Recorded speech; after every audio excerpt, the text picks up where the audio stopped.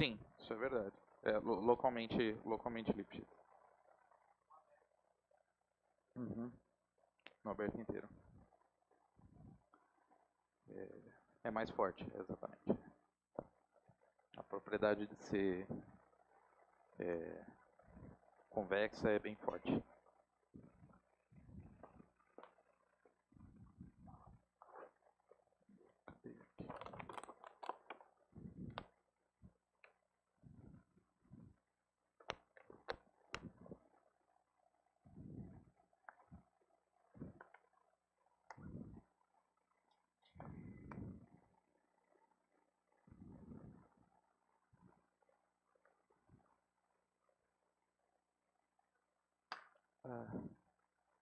Okay, so hello everyone. So welcome back. I heard that some students are having some problems with the Google Groups. So if you are watching this and you want to participate on the Google Groups and by some reason you couldn't subscribe to the group, so please send me an email.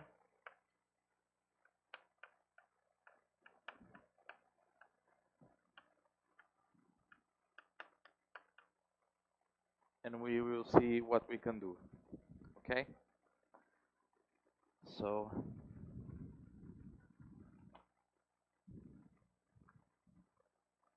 okay.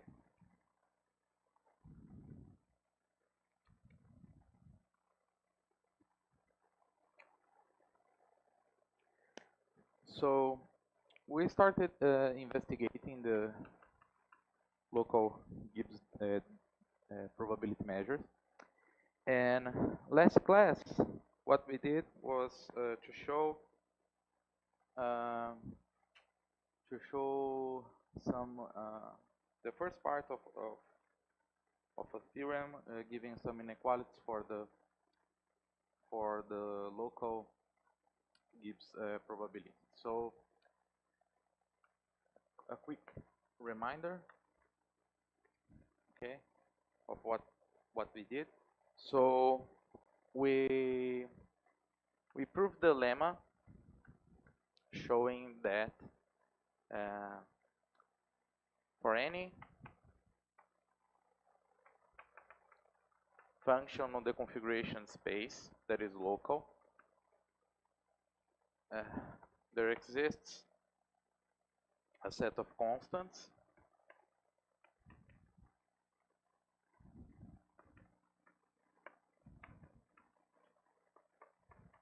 depending on the support of the function, such that f can be written as the sum over fx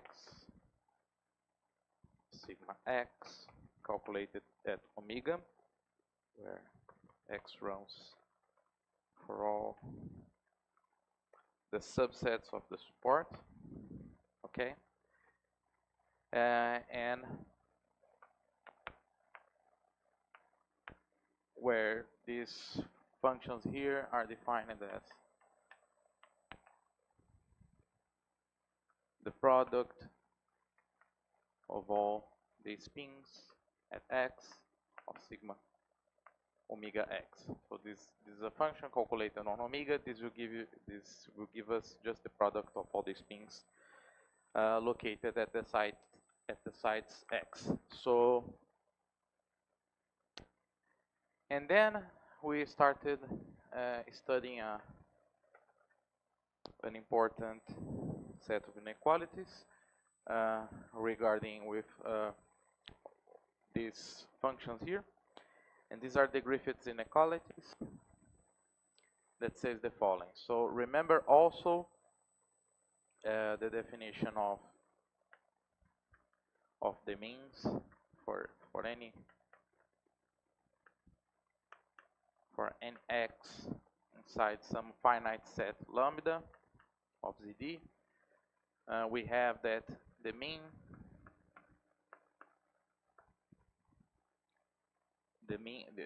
we have these means. We wrote something like this. J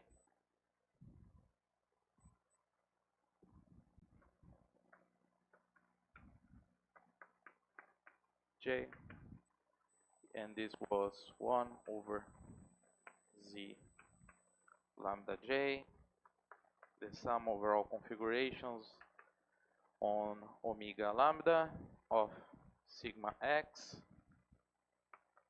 calculated on omega, the exponential of minus h lambda J, where this lambda J, where for a set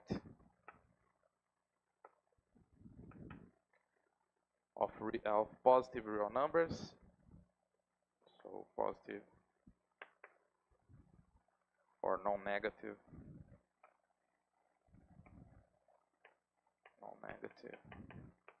real numbers,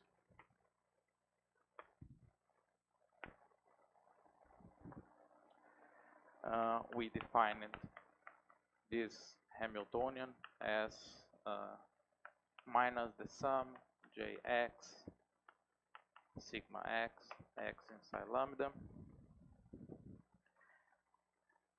and z is the partition function. It's just a normalizing factor.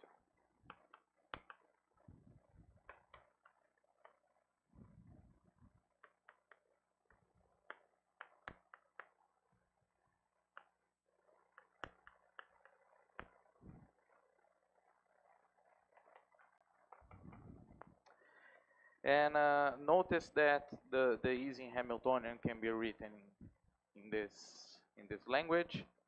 So the usual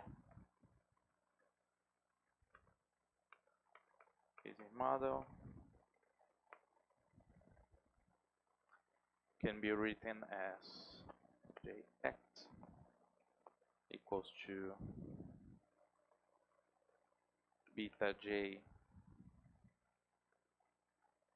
xy, if x consists of 2 points, if x consists of only 1 point, we can write it as beta, the sum over all y outside lambda jxy plus hx. This corresponds to a boundary condition, okay? In this case, the plus boundary condition, and 0 otherwise. So with these definitions, we can recover the plus boundary condition local Gibbs measure, okay? If we erase this term right here, this will give us the empty boundary condition. The empty boundary condition Gibbs measure, okay? And notice also that this inequality, the only constraint is that the Jx should be non-negative for the argument to work. So in particular, this holds for any collection. They don't need to be translation invariant for instance. So we started the proof of the following theorem. The Griffith, what are known as the Griffiths inequalities.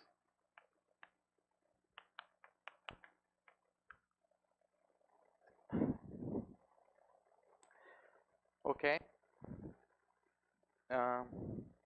These inequalities have also another name. You will also find them on the literature in classical statistical mechanics as the GKS inequalities. And GKS stands for Griffiths, Sherman. Do you remember K? Castellin? Kelly, I think it's Kelly. Kelly, yeah. I will make this distinction because maybe tomorrow we will prove another set of inequalities that also bear the name of Griffiths, but with other two co-authors. Okay, so these are the GKS inequalities. So the first one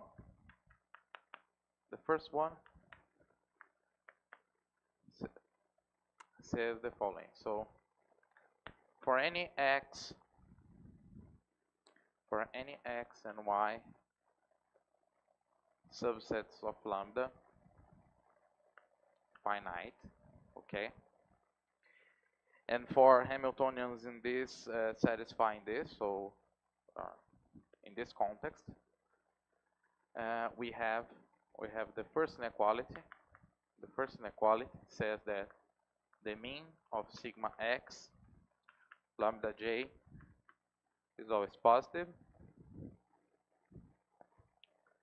and the second one says that the correlation between these two functions will always be positive. So we also, or non-negative. So we usually write them like this.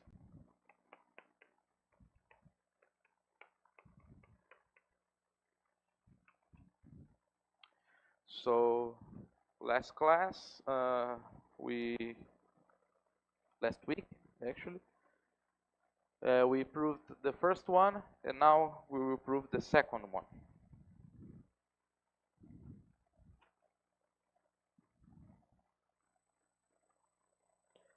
Yeah, it needs to be positive. So this is actually a drawback for these correlation inequalities, because they only hold for the empty boundary condition and the plus boundary condition. But we will also see another set of correlation inequalities. These are known as the FKG inequalities. And this is the case now is Castellan, Fortin, Castellan,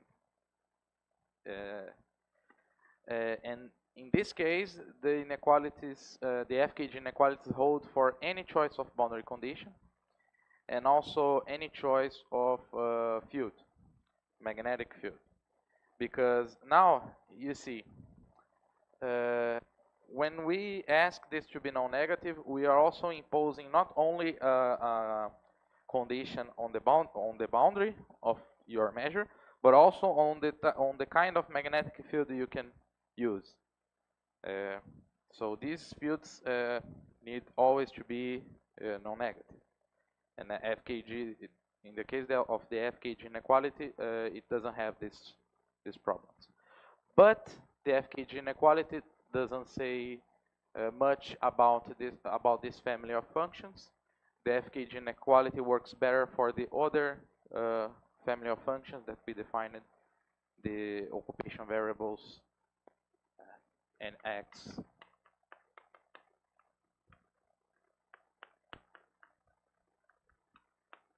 Here. So, and we will talk about the FKG inequality maybe tomorrow or Wednesday. I guess Wednesday. Yeah.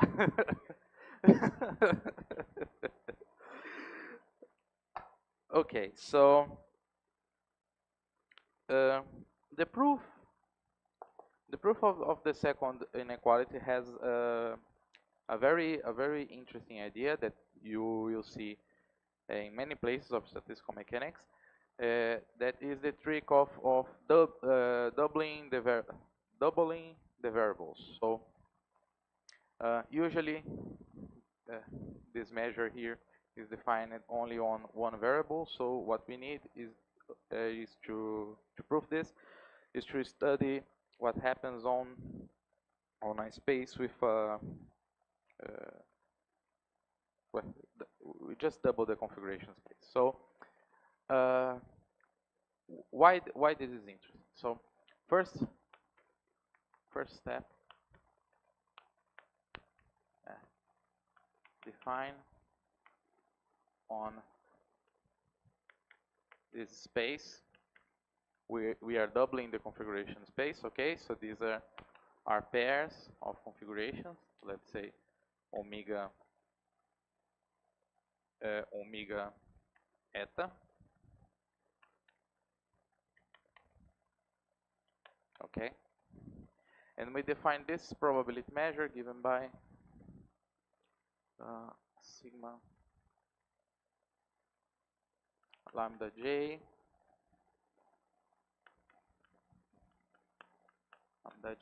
and notice that this is also a discrete space, so I just need to define the probability on single points. Okay, so this I can define as just the product of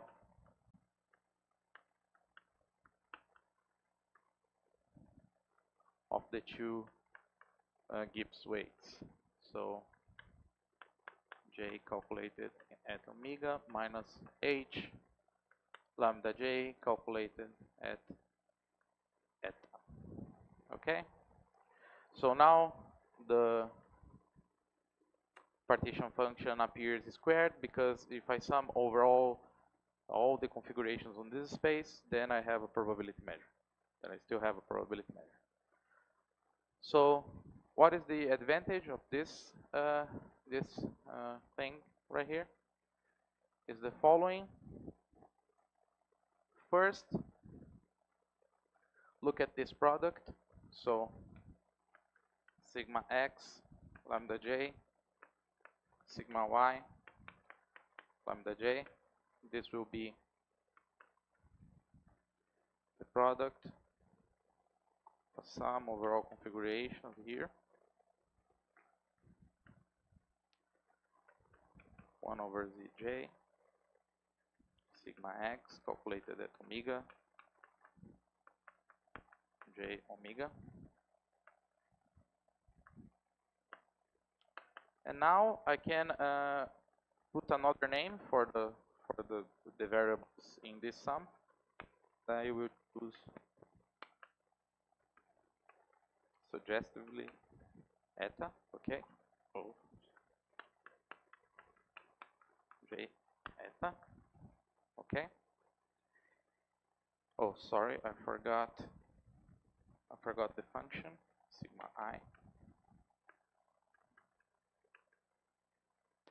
I calculated at eta. And then I just take the product, and then this product will be 1 over zj squared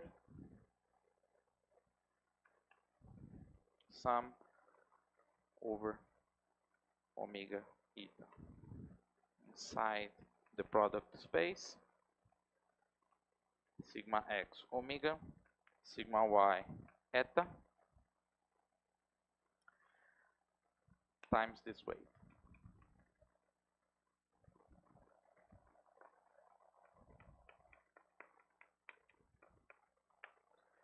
So if I pass the squared probability, the squared partition function here, then I will get exactly this weight, and this sum will be the integral of this function right here with respect in this doubled configuration space. So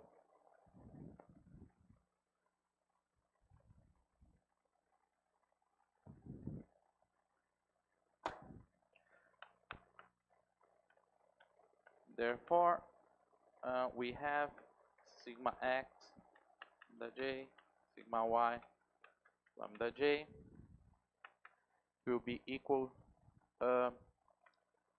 I will write a double brackets lambda j of, and now I will just rename this function, so we remember that each one of them lives in different copies of the configuration space. So the first I will call sigma x, and the second one I will call tau y. Remember, this is just to remember that tau only sees the configurations on this part of the doubled configuration space, and sigma only sees the configurations here. Okay.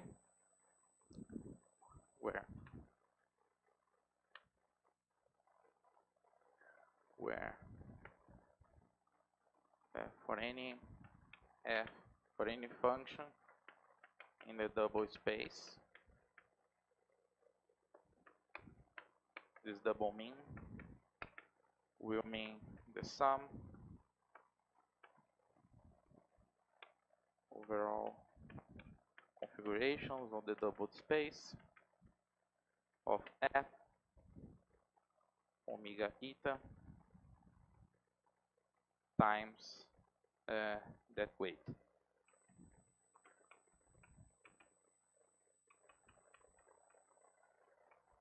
Omega eta. Okay? This is the definition of this thing. So, okay.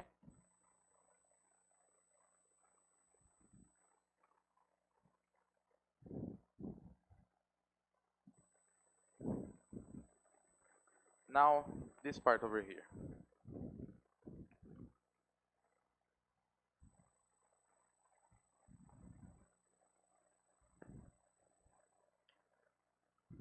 So, notice that for these averages right here, if f is a function that depends only on the first configuration space,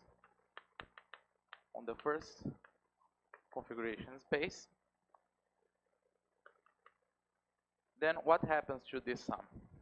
Okay, so this means that f omega eta is actually equals to sum f tilde omega. Okay, so this means it is constant for any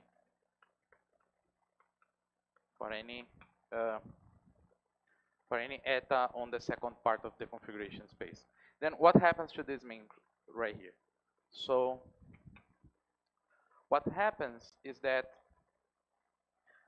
by splitting this sum, I can do first a sum over the first configuration space,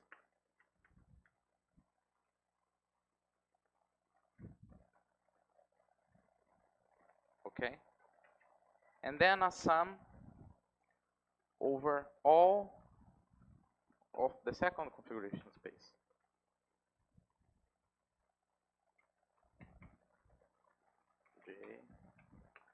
J sigma, omega eta. But look how I define this probability weights.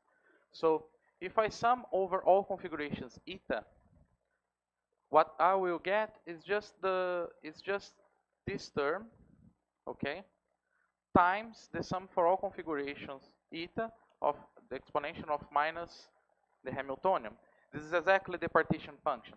And since I have the partition function squared, this means that this sum over here is just equal to the usual Gibbs weight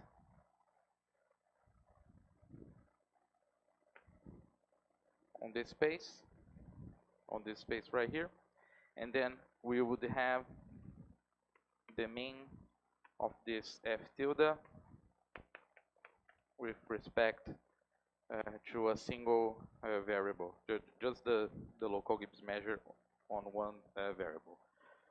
So why this is relevant? Because this is exactly the case for this function right here. It will only see the configuration space, the first configuration space. So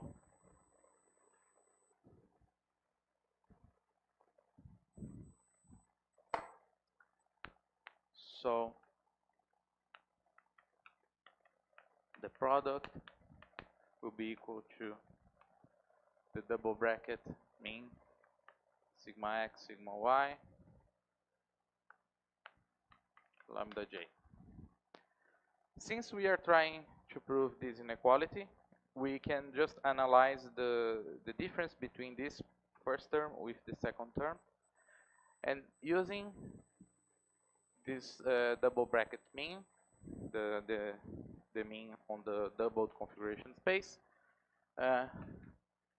we just need to prove the second Griffith inequality. We just need to analyze what? Sigma x, sigma y, this difference.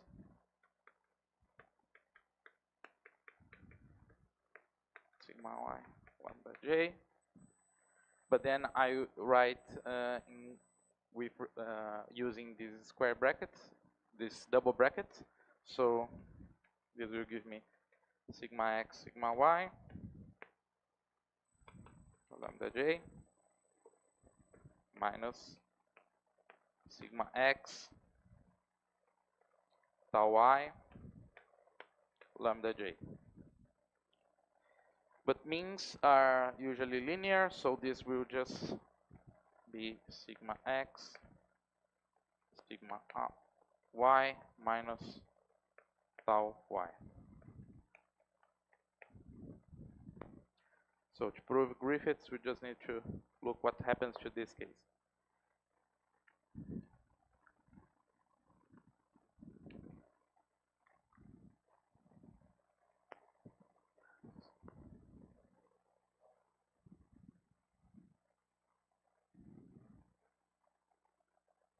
This one, to get this from here.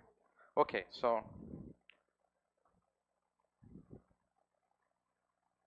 look at this this expression right here. Can I erase this part? Can I erase this part right here? Okay, so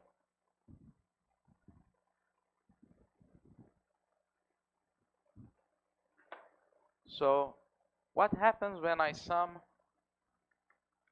over all the configurations right here?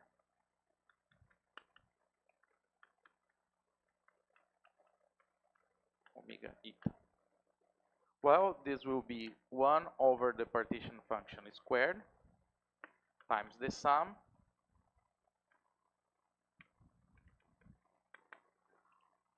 of these weights, these exponential functions. Omega minus j eta. But notice that these terms right here, they are all constant. They don't depend on eta. So this will actually be 1 over z squared j, the sum right here. So I can factor this out. So this will be e minus hj omega.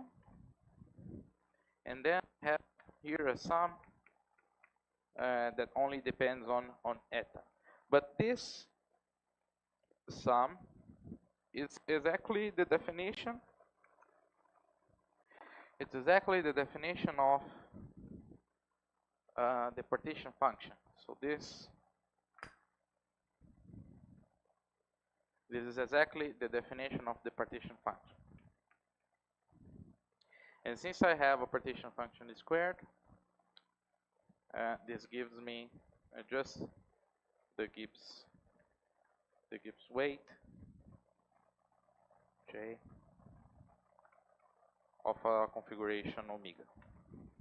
Okay? So we were here. Okay, so using the double brackets measure, okay, the double brackets measure, so, we can write the correlation of these two functions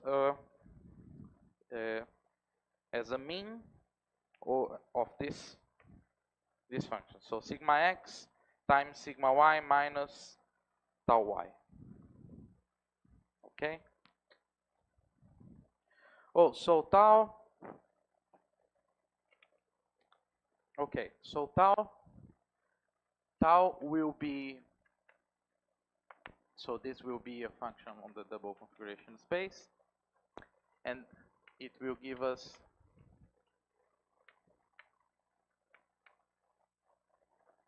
just the product of the spins on the second configuration space, eta x. So you see, it is also constant. It's closely related to what happens here. Here you have a function that is constant on the second configuration space, but here you have a function that is constant on the first configuration space. So this function actually ignores what's happening on this part, and then you just take this product. So, okay, this is tau y.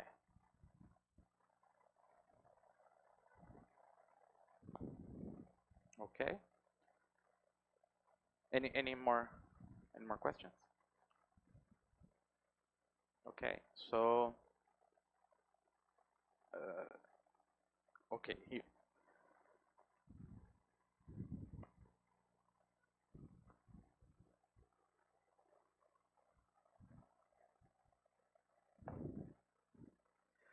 Okay.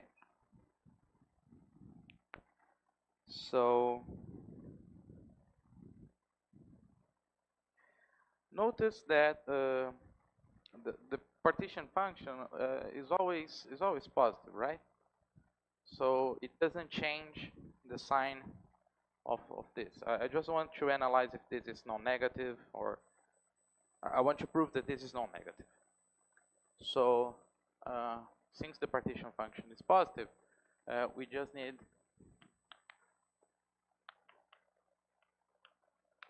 to analyze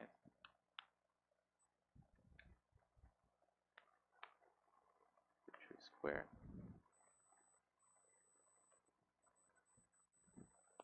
Actually, it doesn't matter because it's a real number squared, so it's always positive. Sigma x, sigma y minus tau y here.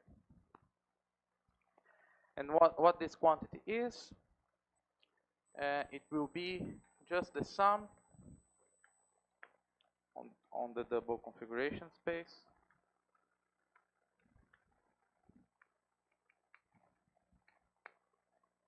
of sigma x calculated omega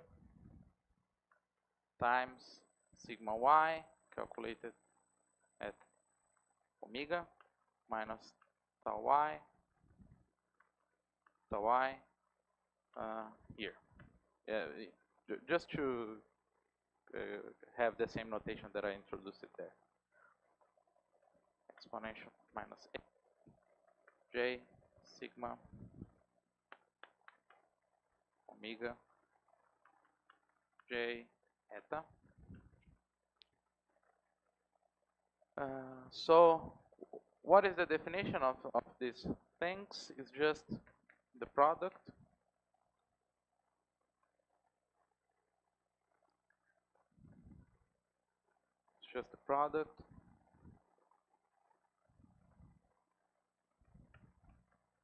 of x in x sigma x omega x. Here I have the product of x in y omega x minus x in y of eta x times the exponential.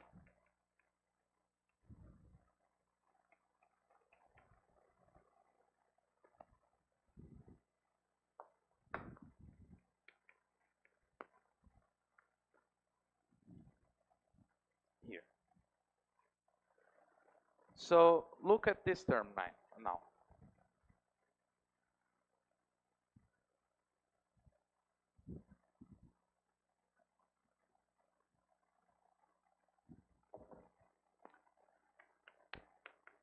the sum of the two Hamiltonians.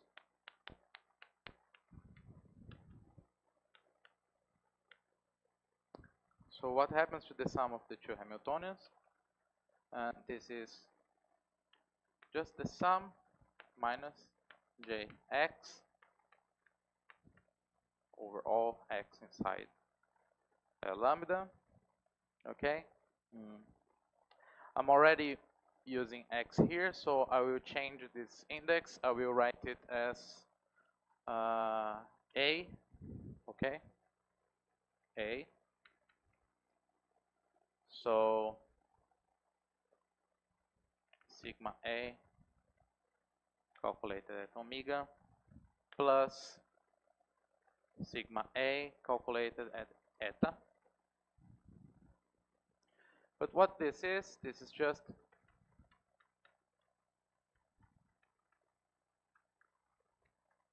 JA, the product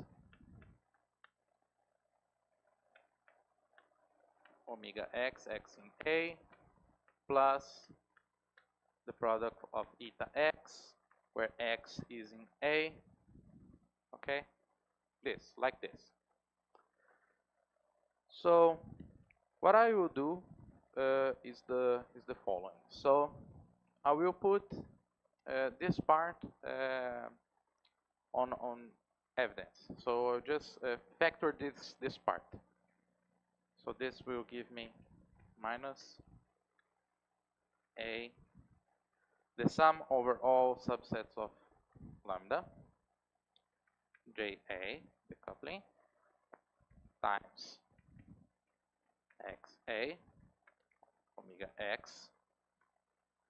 Now what I have here, 1, right? Plus x in A of eta x divided by omega x. But notice that omega x can only be 1 or minus 1. So dividing is the same as multiplication. So this is equals to eta x omega x.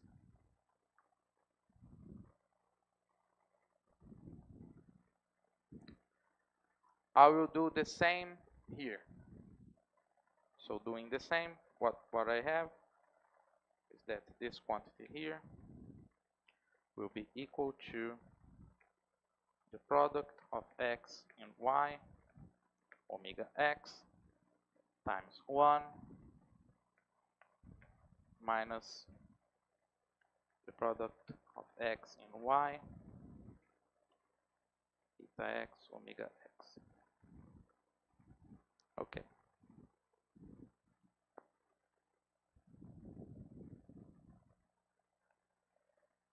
Now I will make a change of variables. Okay. And now we'll call it this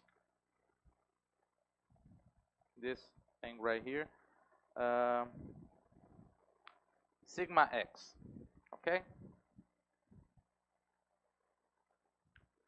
So this will be called sigma x. And okay, you know what happens here is that when I sum over all eta, this is the same as summing over all sigma, okay, in the configuration space. So this change of variables actually lets the configuration space invariant, okay. So by changing variables,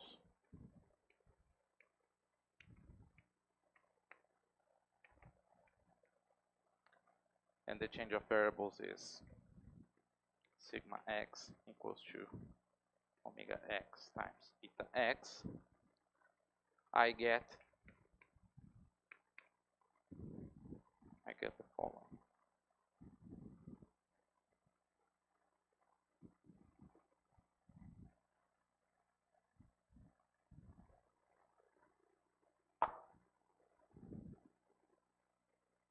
I get that this equality here, star, blue. It's a bad. Okay. Okay. Let me. Okay. Let me see. So let me just test some colored chalk. So this is the green one. Can you see? I guess no. So this is the pink one. Can you see the pink one? Okay.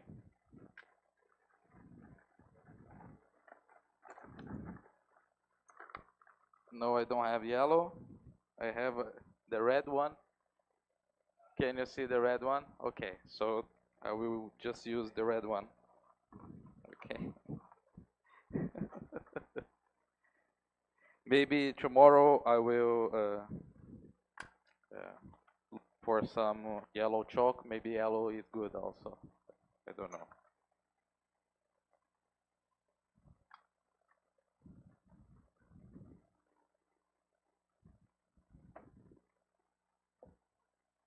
Okay.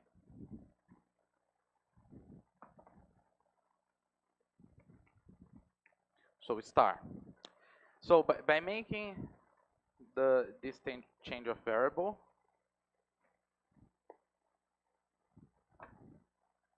sigma x equals to omega x, what I get is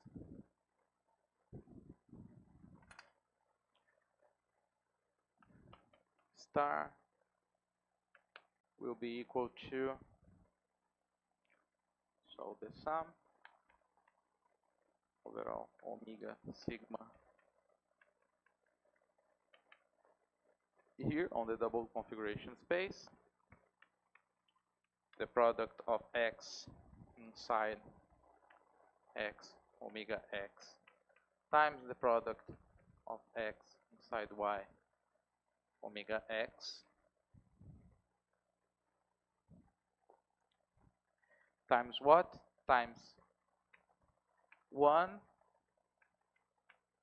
minus the product of x in y sigma x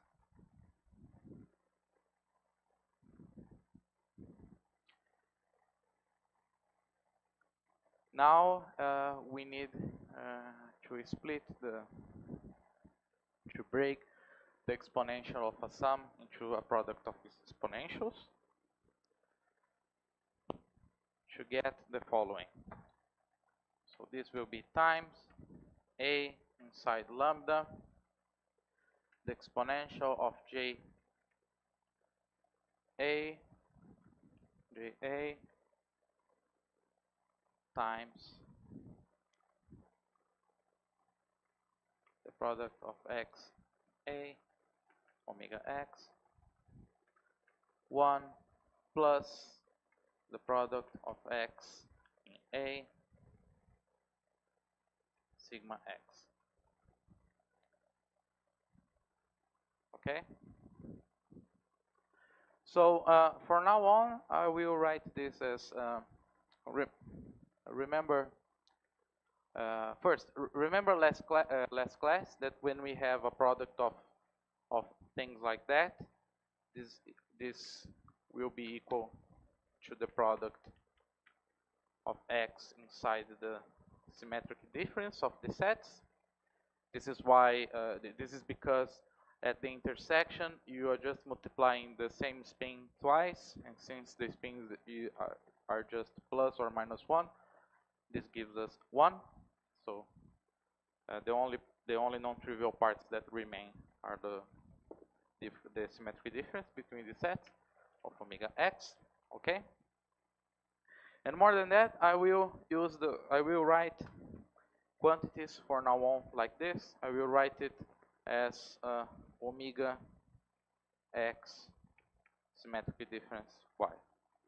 Just omega and the set that you are taking the product. Okay.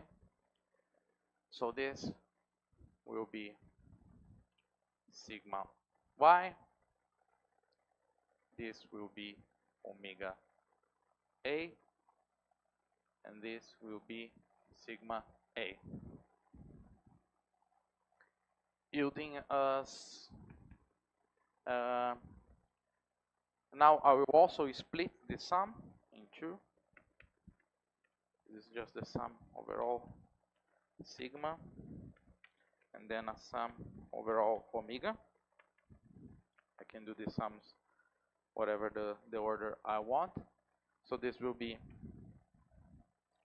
omega x, the symmetry difference with y,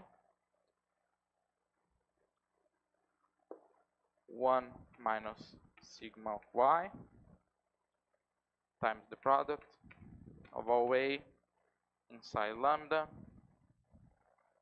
exponential of ja omega a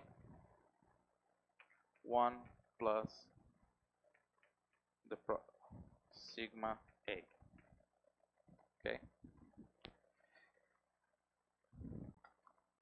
Notice that this term doesn't depend on the sum omega, so I can actually put it right here. Okay. So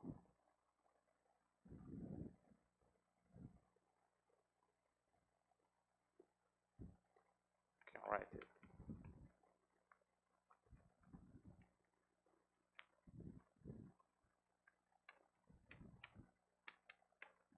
like this. Okay. And now I can use the Taylor series of the exponential function to get the following. So okay, now this string over here is outside. We will not need to bother with this term anymore. But I want to draw your attention to the fact that this term right here, since sigma is a product of plus or minus ones, this term right here will always be non-negative. Okay? So whatever happens to the sign of this quantity, the sum, it does not depend on this part. This part will always be positive. So if we analyze the sign of this part right here, we are over.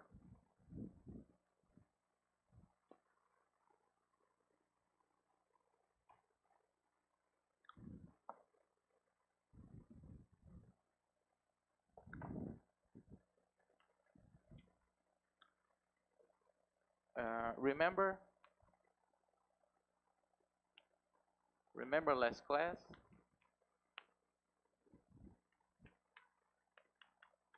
we wrote this quantity here, exponential of j a omega a 1 plus sigma a. We wrote it as the sum over all n, all collections of positive integers indexed by the subsets of lambda of ja of the product of a inside lambda ja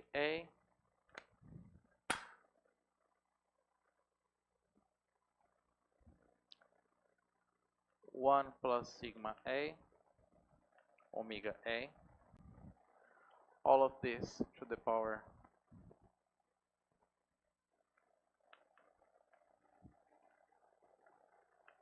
na factorial. So okay, plugging this again here, and then changing the sum, the order of the sum, we get that this part right here, the white part here, will be equal to the sum in a psi lambda, and a non-negative of what? Okay, and then I have the product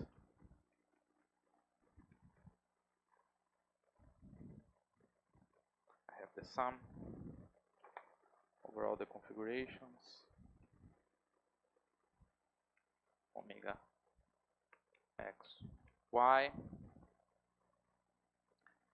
times the product of x of a inside lambda ja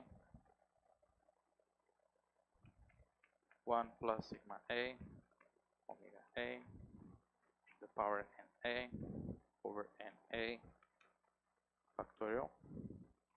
Then I can split this sum into two terms. Not the sum, the product, into two terms, the product of these terms with the product of these terms. And since this doesn't depend on omega, this gives us the sum over all na, a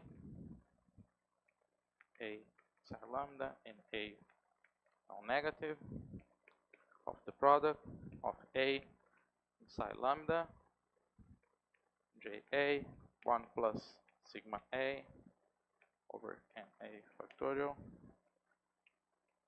down to the power na times the sum over all configurations of omega omega xy times omega a to na. So, okay. These terms right here, again, are all positive. Oh, sorry. There is a product here.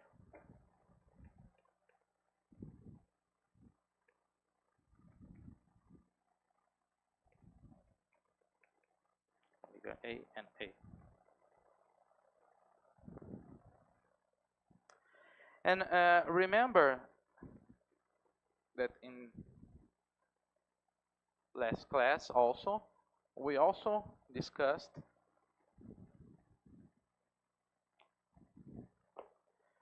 the fact that there will be some a star inside lambda, a star dependent on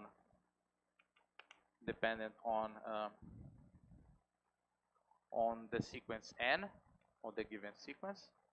Okay. Such that this product right here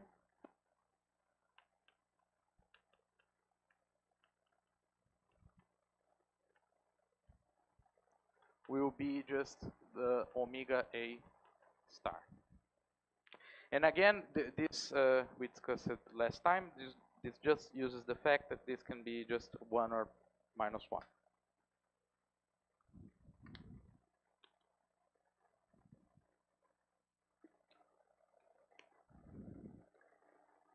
Okay? And we also saw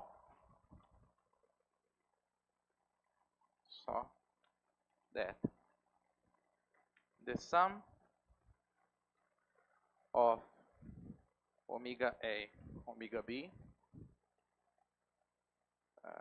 we also saw the following: sigma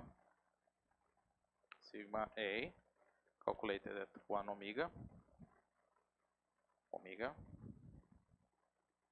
times a sigma b calculated at the same omega. This can only have two values. It will be 2 to the power of the size of lambda if a equals to b, and 0 otherwise. So using this, plugging this equality right here, then this sum over here looks like this. So this implies that this sum over here will also be positive. So, okay, what we proved? We started with the correlation.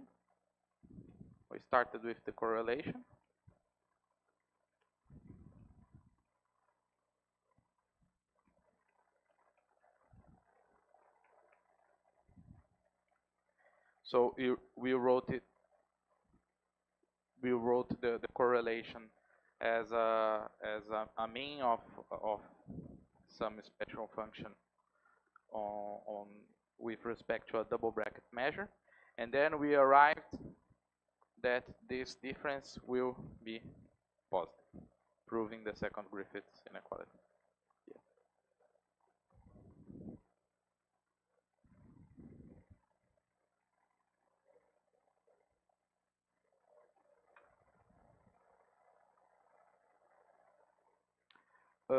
No, because what happens is that when you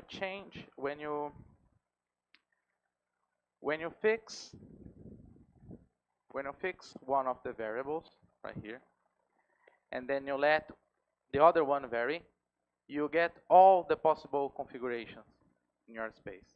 So summing sigma x over all the configurations is the same as summing here over all the configuration space.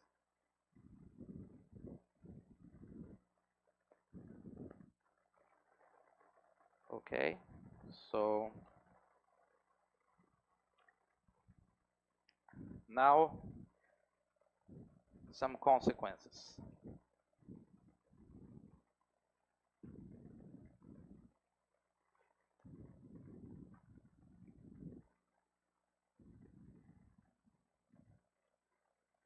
So, okay.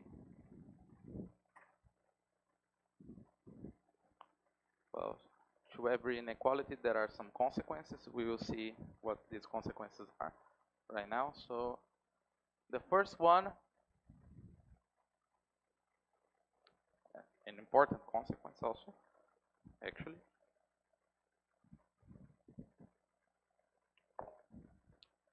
is the following.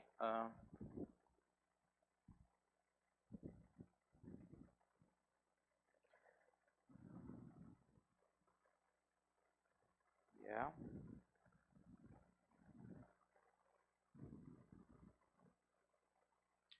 Okay. The first consequence is an easy one. Is that first consequence?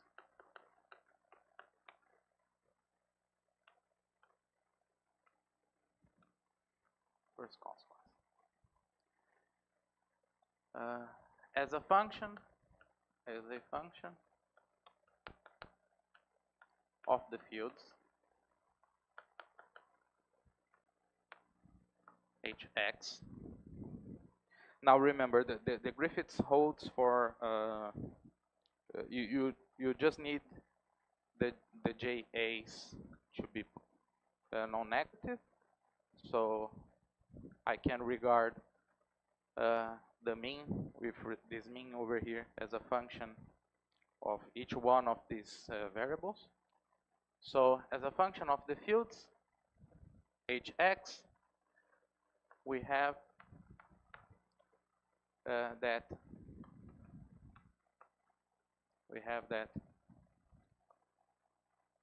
sigma a, sigma x from the let us go back to the two-body case, okay? To the two-body case, but now with a general field, okay? So as a function of the fields, this mean is increasing. So this means that if I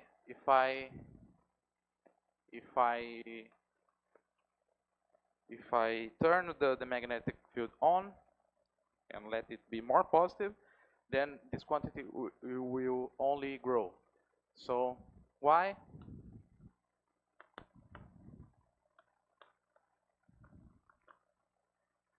If I derive this,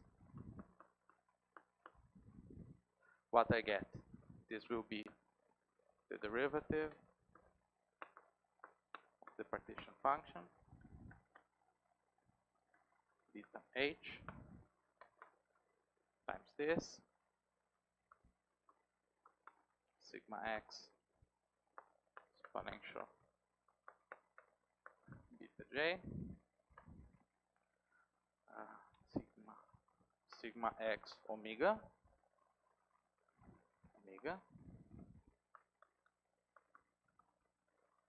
So what this gives us is just the sum 1 over the partition function beta j. Let us consider the plus boundary condition.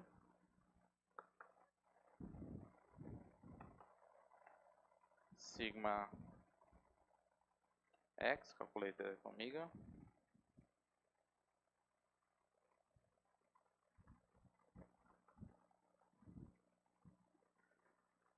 Sigma of the derivative here of the exponential. This is the only part that depends here, that depends on the field besides the partition function. And the derivative of the partition function will be minus 1 over z squared beta j squared sum over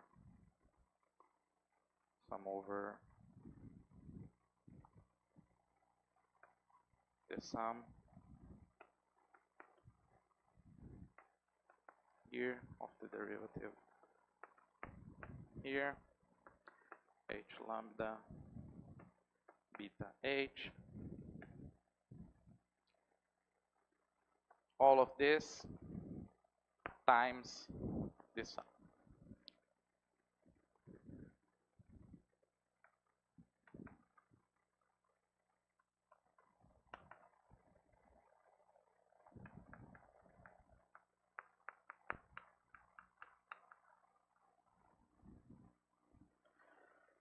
So what this is, remember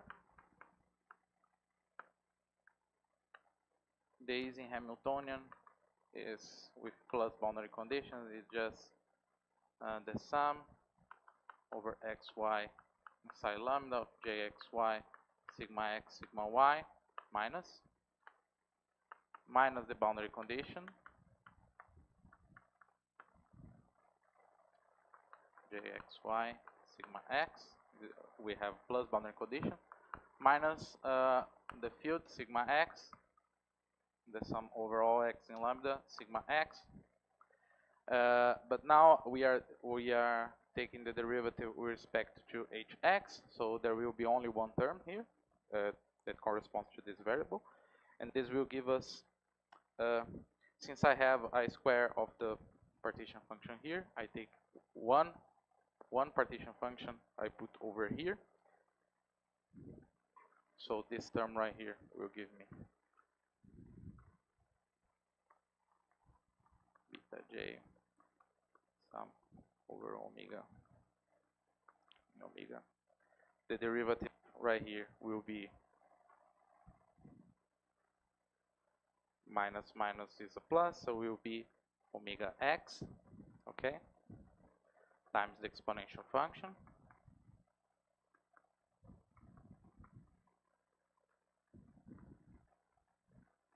And then I have here 1 over the partition function h times the sum sigma x omega exponential of minus h lambda j omega.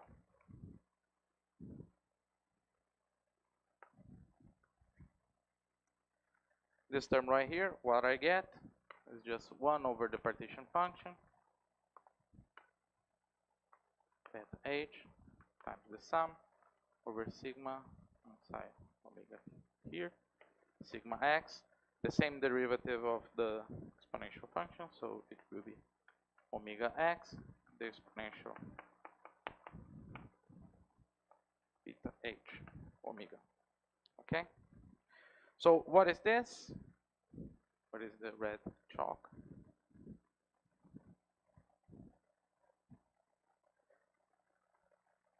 This is exactly sigma x calculated at omega times sigma the point x calculated at omega.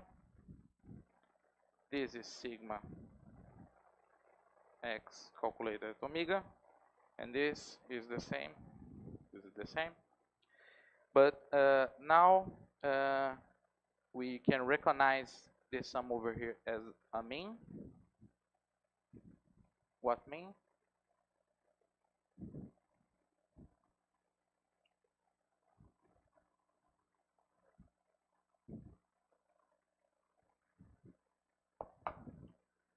can recognize this as, oh, sorry, as a mean hx sigma a lambda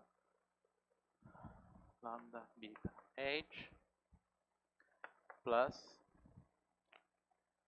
so this will be sigma a sigma x. I'm using a or x. I'm using x now. X, so sigma x beta h minus what? Sigma x lambda beta h sigma x lambda beta h. So this is exactly the correlation between these two functions, okay? And by the second Griffith's inequality,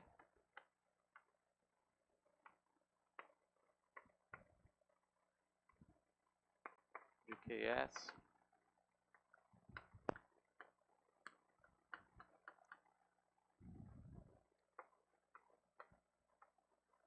we have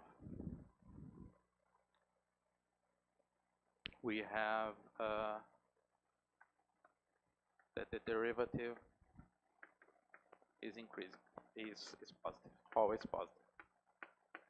So the function is increasing.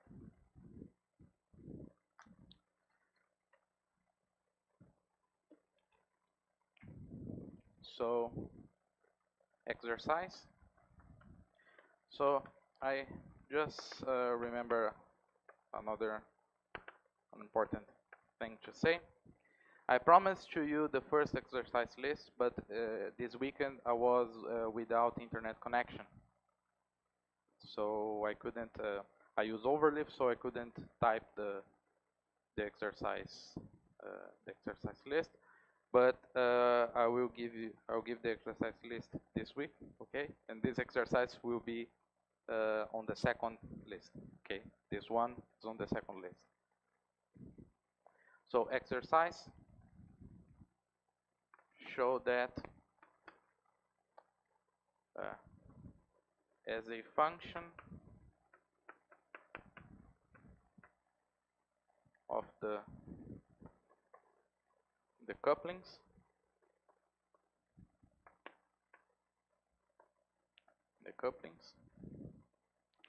JXY, we have that, let's say, JA, A, psi lambda, we have that this function here, sigma B lambda J. So this is the same. These are the means that we defined to prove the second Griffiths, the Griffiths inequalities. So as a function of the coupling, these quantities here are increasing.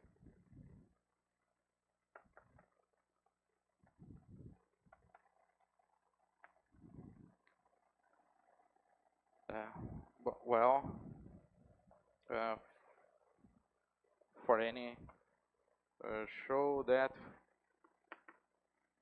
for any B a finite set, a subset of lambda that is a finite subset.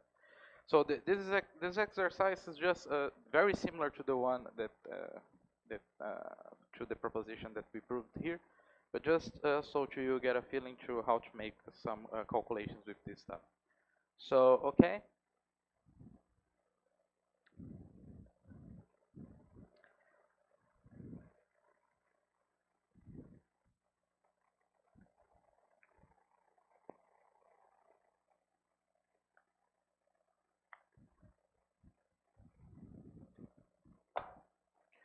So why this is important? Because we can show, remember we are trying to give some meaning to what is the thermodynamic limit of the Gibbs measures, the local Gibbs measures. We are now studying what happens only in the case of the plus boundary condition. And we will show a very important consequence of this, of the fact that this function is increasing on the fields, and that the fields doesn't need to be constant in all the finite set lambda, to show the following. For any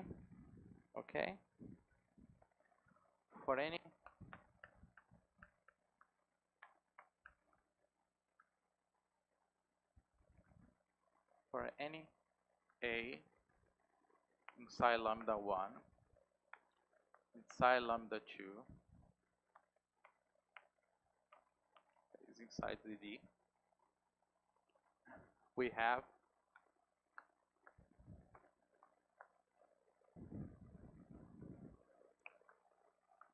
sigma A lambda beta H. So remember, now we went back to the case of only two bond interactions, okay? So this with respect to lambda 1 plus will be larger than the mean with respect to the larger box.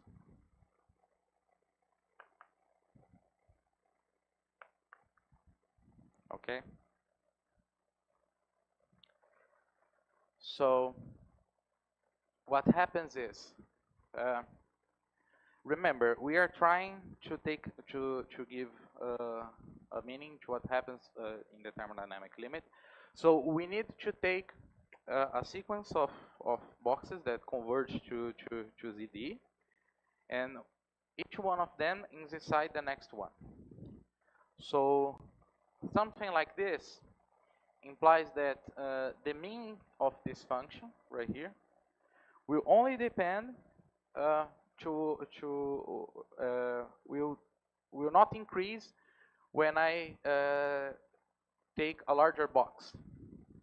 And since by the first Griffiths inequality, this is the first Griffiths inequality, first case inequality,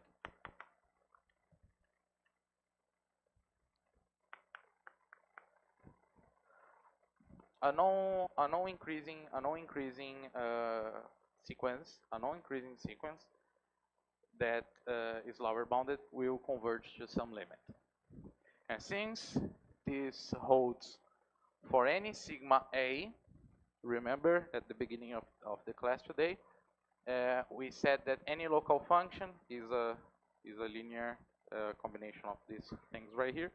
So showing this will imply the convergence of this local probability measures to some probability measure on the whole configuration space. Okay. So how do we show this?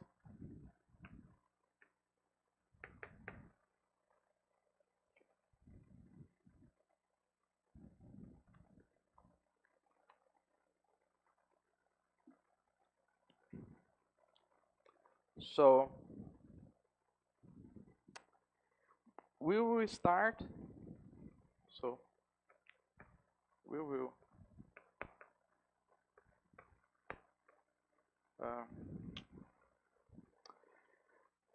by the previous proposition,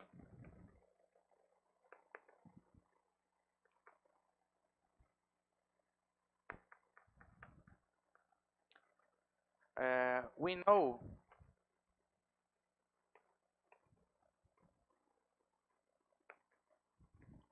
that if I add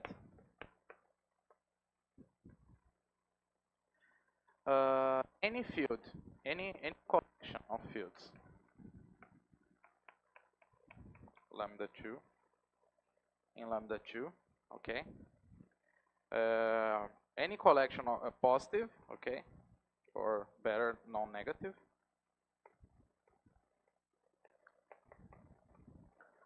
let us call this H prime, Okay. So since the function is increasing, okay, we get that sigma a lambda 2 beta h plus h prime. This will be increasing.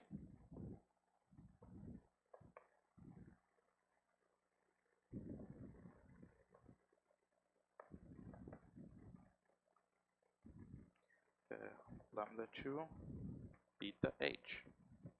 Okay, this will be increasing. So this is positive, so this is larger than only this field right here, so this is increasing. We show that it is increasing.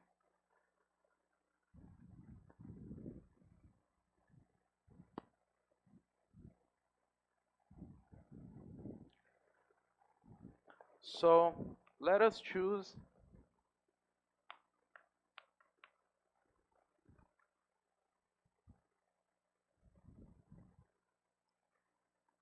h prime in the following way.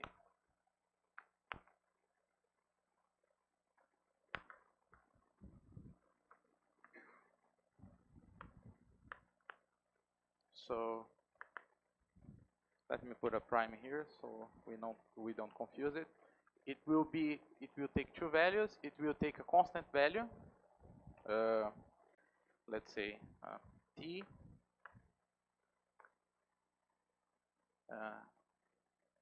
if x is inside lambda minus lambda 1, okay? And 0 if x is inside lambda 1, okay? T positive.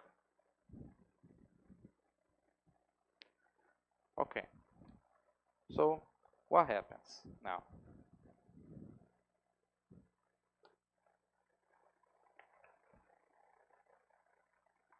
Then we have sigma lambda beta h plus h prime.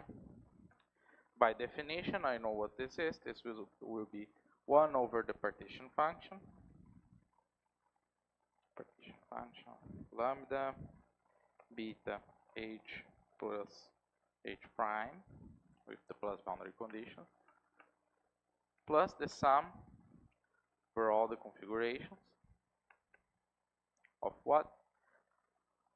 Of sigma a times calculated at omega times the exponential of minus h lambda beta h plus h prime.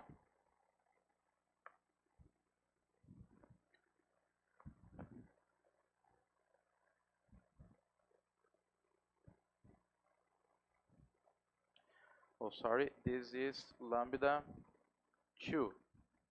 So lambda 2 a lambda 2. What can I say of the Hamiltonian in lambda 2 with respect to the Hamiltonian inside lambda 1?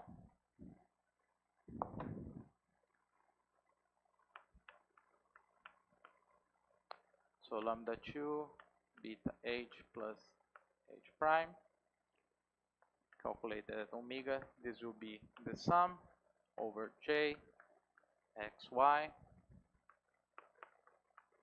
Both are inside lambda 2 sigma y. This has a plus boundary condition minus x inside lambda 2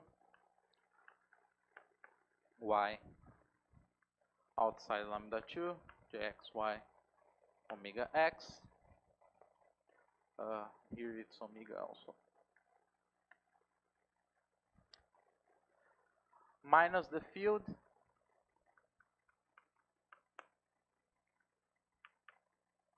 hx plus h prime x omega x. So this term right here, the first term, I can rewrite it as a sum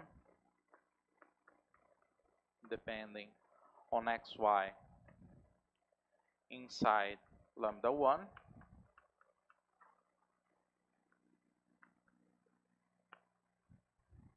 omega x omega y minus a sum over x inside over x and y inside the remaining part between lambda 2 and lambda 1.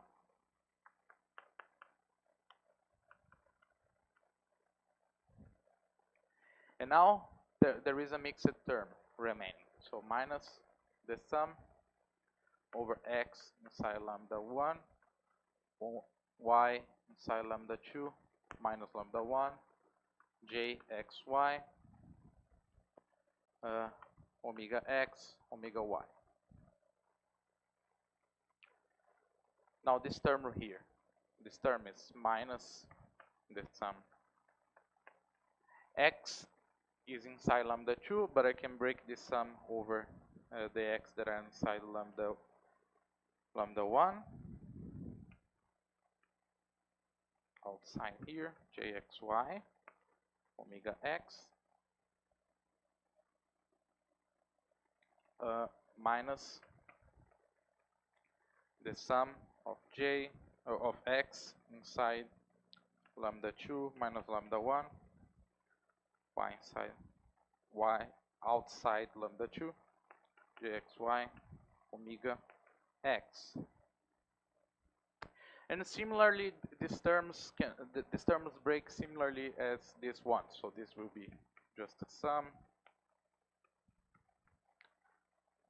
over hx. And now remember, h prime is 0 over lambda 1. So this gives us this minus the sum over x inside lambda 2 minus lambda 1 hx, but x inside lambda 2, we know its value. Its value is t, so this will be hx plus t omega x. Okay, what now? Now we have the following.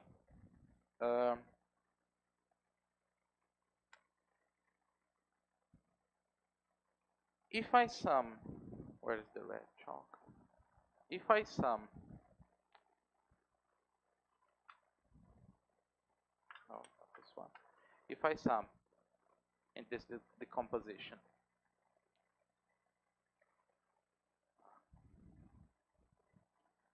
This term right here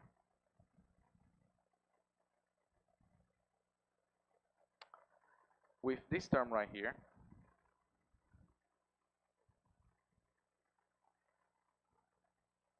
with this term right here, I almost get the Hamiltonian of an Ising model with a different boundary condition. With a boundary condition. What remains to add to this term right here is something that depends, that says what's happening outside lambda 1, okay? Because I know what is happening outside lambda 2. Lambda 2, these terms correspond to the plus boundary condition, okay? These two terms live only inside lambda 1, so I don't need to worry about them. And the remaining part is just the remaining part is that we need is to say what's happening between lambda 1 and lambda 2.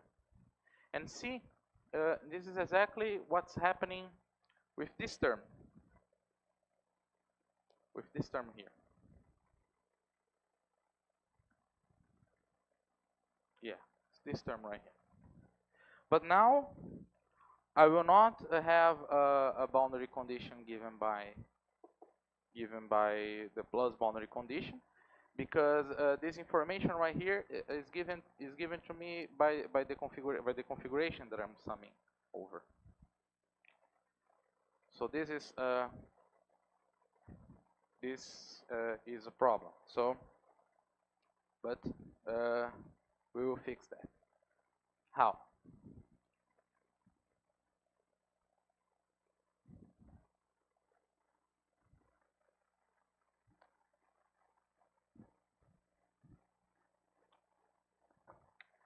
So notice that we can split the sum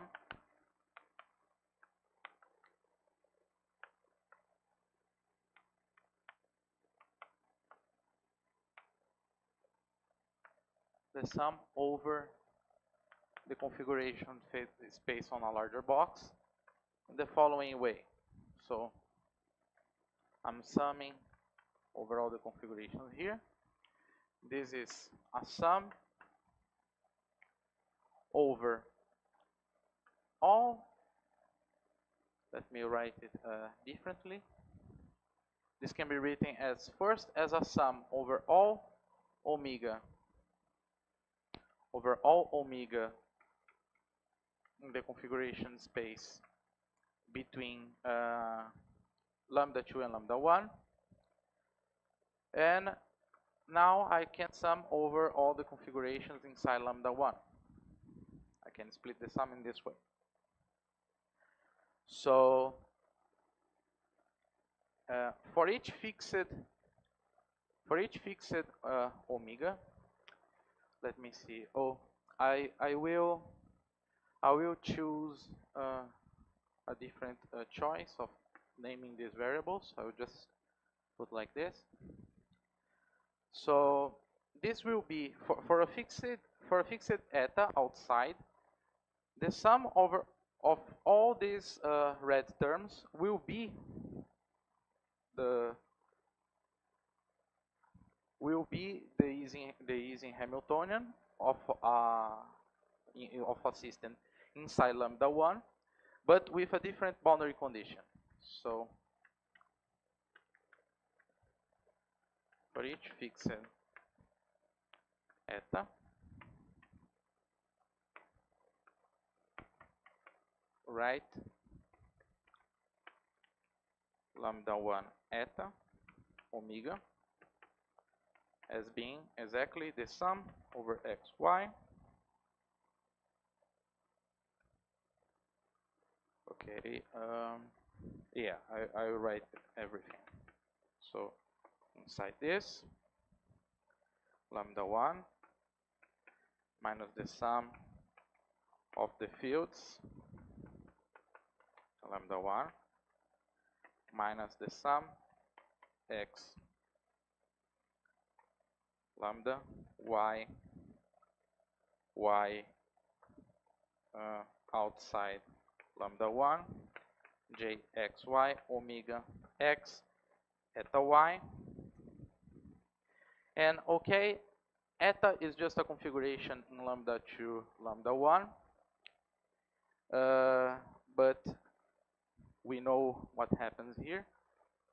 We know what happens here outside lambda 2. We know it's a plus boundary condition, so I will make this abuse of notation.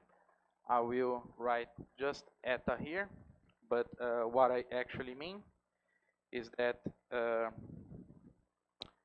the configuration is eta inside lambda 2 minus lambda 1, but the configuration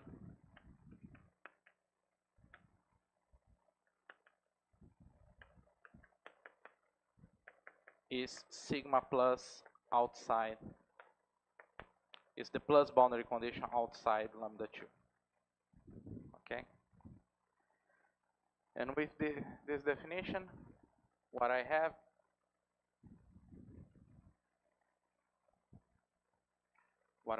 is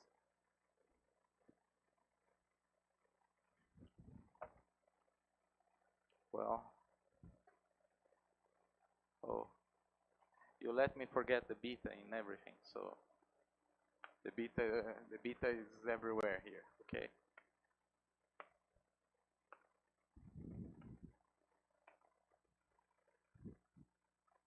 So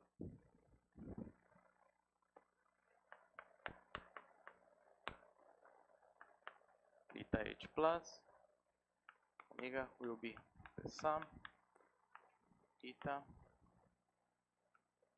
omega here, beta h omega here, plus a term, well, the remaining term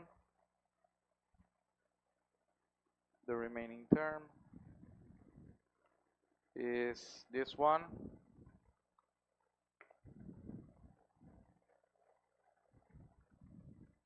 I have this term right here, remaining term, and this one.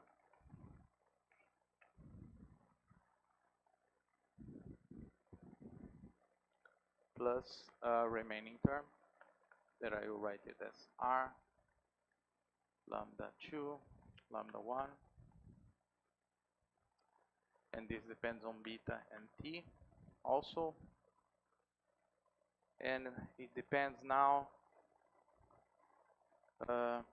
Notice now that the remaining term only depends on the configuration between lambda 2 and lambda 1, and since now we are calling it eta, so this remaining term will depend only on this, where R lambda 2 lambda 1 beta t eta is just the remaining terms. The remaining terms are, okay.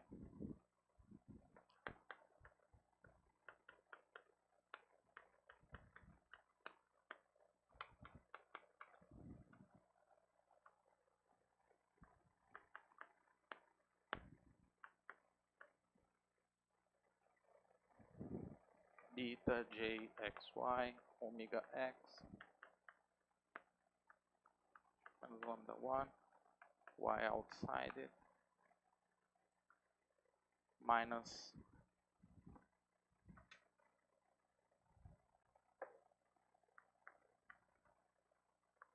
hx plus t eta x lambda 2 minus lambda 1. Okay. Well, since now we have we split the Hamiltonian in this way, and we are analyzing this quantity right here, what we get is that the sum. What we get is this sum beta h plus h prime on the plus boundary condition will be 1 over the partition function lambda 2 beta h plus h prime plus now the sum that we split over all eta lambda 2 minus lambda 1. Since we have now an exponential here, and we have this decomposition of the Hamiltonian, and this thing only depends on eta, then I can put it right here, minus r lambda 2 lambda 1 beta t eta, okay, times what? Times the sum over sigma a omega. And now notice that by hypothesis we asked that a is inside omega 1. So this term right here only depends on the configurations inside lambda 1. So all lambda 1 e minus b minus h lambda beta h omega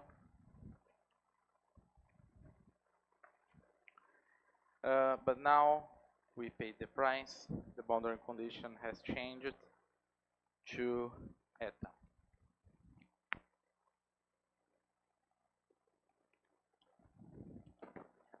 Okay. But now what we do is the following. I really want to see this part as a local Gibbs measure, so I will multiply and divide by the partition function with the boundary condition eta.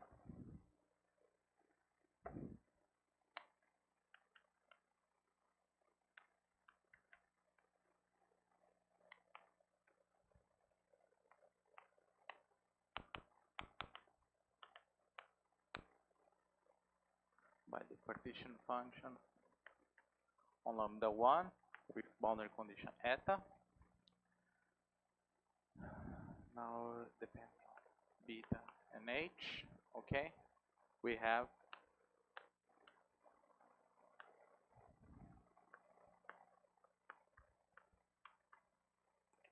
lambda 2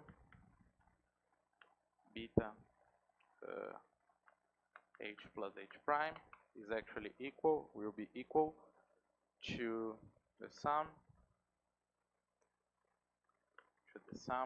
over all eta lambda 2 minus lambda 1, okay, of the exponential of minus r lambda 2 lambda 1 beta t eta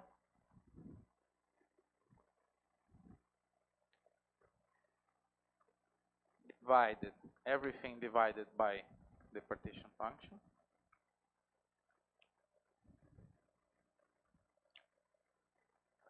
Lambda 2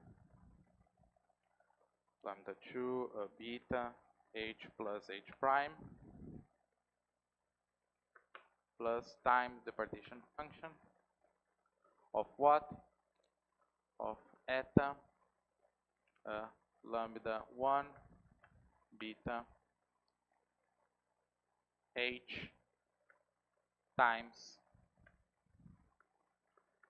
sigma a lambda 1 lambda 1 beta h with boundary condition eta.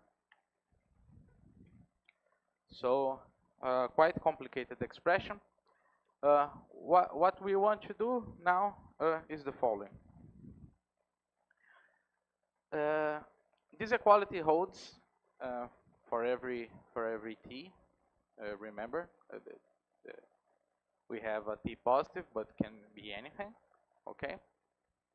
So what we want to do is to take a limit now for t going to infinity. Notice that here we don't have anything depending on t. This part right here, it doesn't depend on the variable t. This part will depend, of course, and we have dependency here on the variable t, and also we have a dependence over here, and we want to see what happens with this part right here. We will analyze this now. So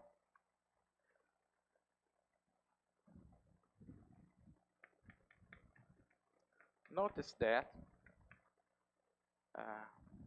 this term right here,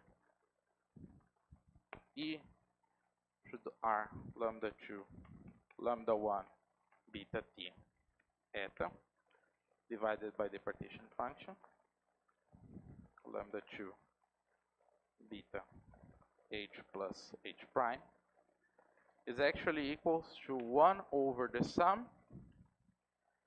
now over all the configurations in lambda 2 of the exponential of minus h lambda 2 beta h plus h prime plus better minus, right, minus r lambda 2 lambda 1 beta t eta. Okay, and this holds for every eta. Okay, This holds for every eta. So for notice that for each eta.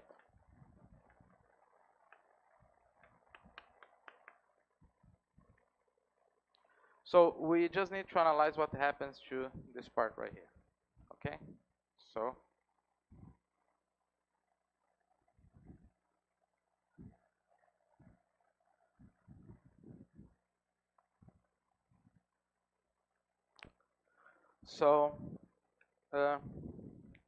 since we are interested only on the limit with respect to t, the only part that will interest me on this difference is the part that depends on the field. So this is a plus boundary condition, plus boundary condition. So 8 lambda 2 beta h plus h prime sigma lambda 1 beta t eta. Remember that eta is fixed, but sigma can vary for any can vary in all the configuration space. So this what this will be? This will be the Hamiltonian with plus boundary condition p beta h, okay, minus the sum of h prime x between 2 and 1. I will just h prime x sigma x. Okay, this is the first part. Minus this part over here, and if okay, yeah, exactly. So I will write this part as minus r beta of lambda 2 lambda 1 beta 0, okay. This corresponds to this expression with t equals to 0. This makes sense. Calculated at eta, okay. But now, since we have a minus here, and we also have a minus t over here, we get plus x inside lambda 2 minus lambda 1 t sigma or t eta x. Okay, now you can sum both of these parts right here, and I get lambda 2 beta h plus sigma minus r 0 eta, and then I get now I know exactly what this is. This is 0 outside. This is 0 inside lambda 1, and this is t. This is t inside lambda 2 minus lambda 1. So this gives me minus minus the sum of t sigma x minus eta x for sigma x inside for x lambda 2 minus lambda 1. Okay, so this will be the relevant part, because what's happening here is the following. T is positive, okay. So if eta 1, if eta x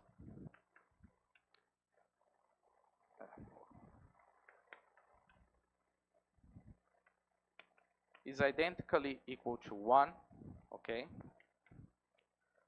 for any x lambda 2 minus lambda 1. So what happens for all the configurations? This means that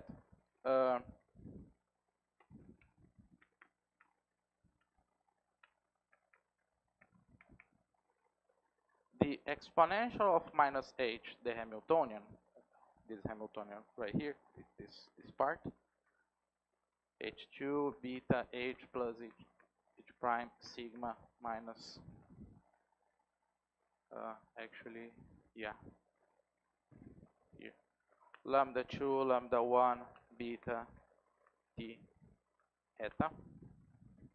This will be exponential of minus these two terms. Okay, so minus h lambda 2 beta h plus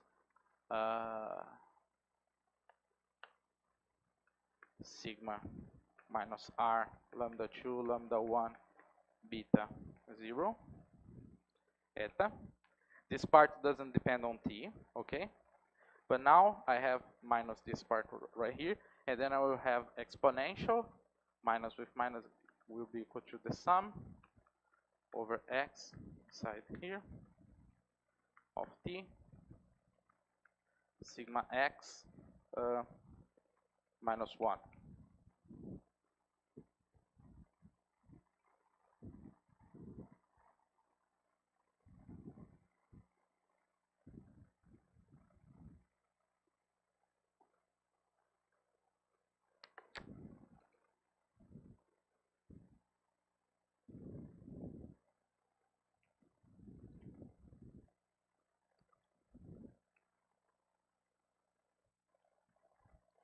Is this right?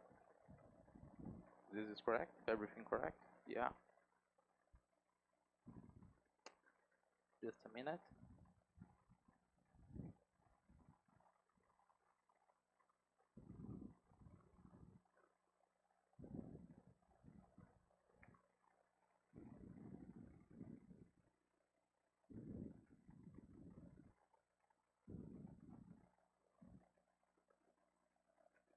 Yeah.